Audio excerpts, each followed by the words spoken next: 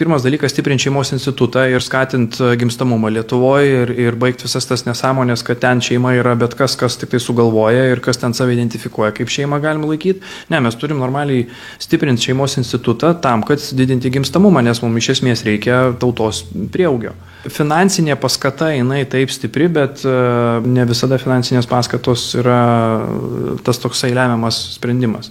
Iš esmės, pas mus valstybė nėra gerbiama šeima. Ta prasme, nėra sakoma, taip, jūs dabar kūrėt šeimą, jūs pratesit giminę, jūs prigimdysit dabar mums tautai naujų piliečių, kurie ateityje mokės mokesčius, bus darbo ir taip toliau, jūs esate šaunuoliai.